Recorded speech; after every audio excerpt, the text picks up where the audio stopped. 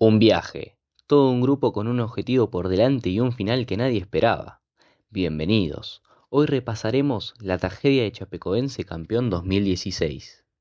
Para entender la magnitud de la tragedia hay que empezar por el sueño que había detrás.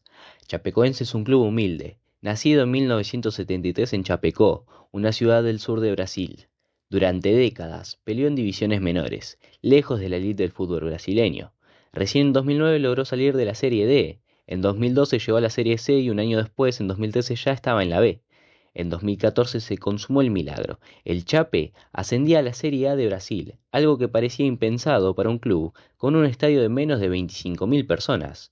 Y no solo se mantuvo, en pocos años se ganó respeto por su entrega y por hacerle frente a gigantes como Corinthians, Flamengo o Sao Paulo. El premio mayor llegó en 2016, la clasificación a la final de la Copa Sudamericana, después de dejar en el camino a rivales como Independiente, Junior de Barranquilla y San Lorenzo de Almagro. Esa campaña fue la más importante de su historia. Un equipo chico de Brasil estaba a punto de disputar un título internacional. En definitiva, es un premio hay mucha ilusión, hay mucha alegría, acá hay un inmenso fervor en la gente que interpreta que un equipo como Chapecoense, humilde, con poca historia, le ha ganado a Junior, le ha ganado a Independiente, le ha ganado a San Lorenzo. O sea, no estamos hablando de cualquier equipo y de una casualidad. Su rival era Atlético Nacional de Medellín, campeón vigente de la Copa Libertadores, que además había sido la gran revelación del continente ese año. La final prometía ser una fiesta deportiva. El 28 de noviembre de 2016, la delegación de Chapecoense comenzaba su viaje a Medellín a bordo del vuelo 2933 de Lamia, una aerolínea privada que se formó inicialmente en Venezuela, pero que luego fue reubicada en Bolivia.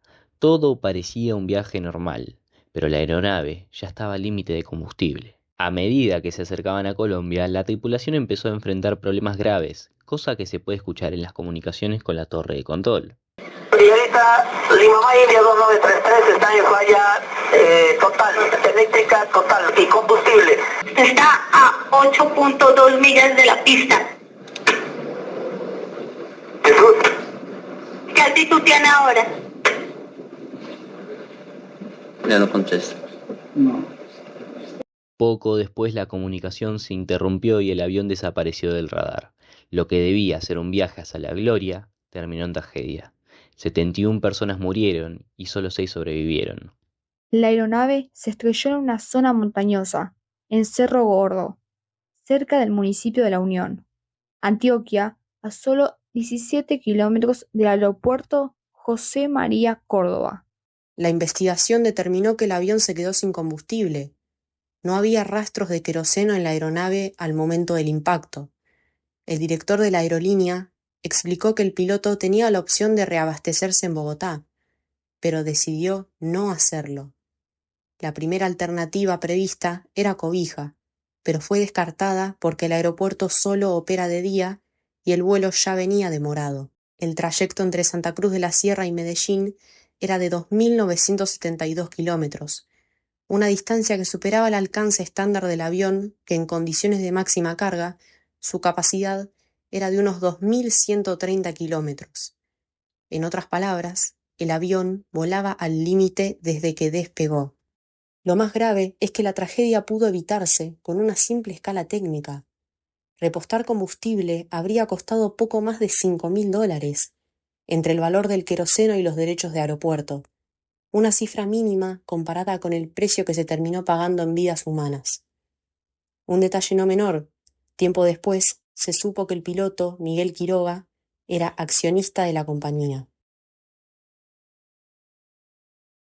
3 días después del accidente, el 1 de diciembre de 2016, la aerolínea Lamia quedó fuera de juego. Las autoridades de aviación de Paraguay y Bolivia le retiraron el permiso de operación, y ese mismo día el gobierno boliviano suspendió la empresa por completo.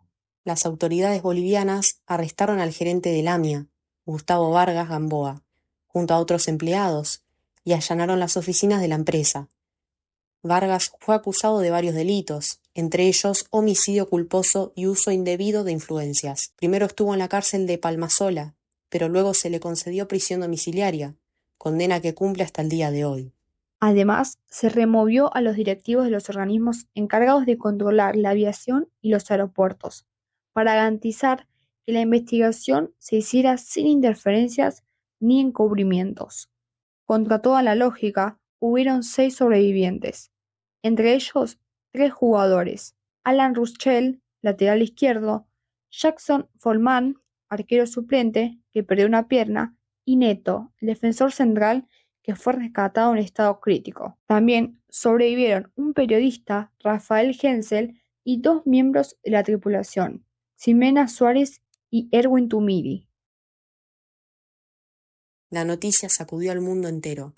Clubes, selecciones y federaciones enviaron mensajes de apoyo. Se decretaron minutos de silencio en todos los estadios. Las redes sociales se tiñeron de verde y blanco. Chapecó se convirtió en epicentro del duelo. El sumo pontífice de la Iglesia Católica manifestó este miércoles su pesar por el siniestro de un avión en los Andes que el 28 de noviembre cobró la vida de 71 personas, incluidos la mayoría de los miembros del equipo de fútbol brasileño Chapecoense. Quisiera recordar hoy el sufrimiento del pueblo brasileño por la tragedia del equipo de fútbol. Rezar por los jugadores de fútbol muertos y sus familias. En Italia, la verdad, lo entendemos porque recordamos a Superga 1949. Estas son terribles tragedias y rezamos por ellos. Atlético Nacional, en un gesto que quedó en la historia, pidió formalmente a la Conmebol que se declarara campeón al club brasileño. La petición fue aceptada y por primera vez un equipo ganó un torneo continental sin jugar la final. La ceremonia de entrega de la Copa Sudamericana, realizada en Medellín, fue uno de los momentos más emotivos del deporte moderno. Hinchas colombianos coreando "Vamos Chape", banderas verdes ondeando en un estadio vestido de luto y solidaridad.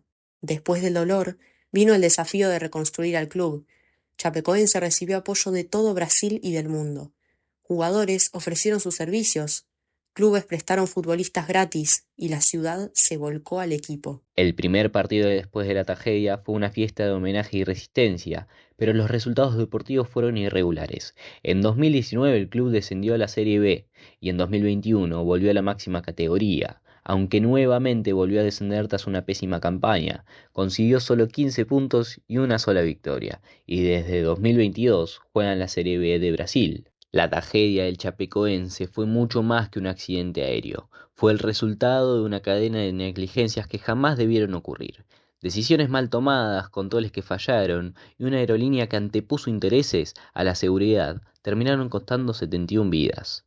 Ese 28 de noviembre no solo se apagó el sueño deportivo de un club humilde, también quedó una lección imborrable en la aviación y el deporte. Chapecoense ha igualado 1-1 en la Argentina, 0-0 en Brasil, eliminado San Lorenzo. Chapecoense a la final de la Copa Sudamericana, final del partido. Pero Chapecoense no murió en la montaña, vive en la memoria del fútbol y nos deja un recordatorio. Lo ocurrido debe servir para que nunca más una historia de ilusión termine en una tragedia evitable.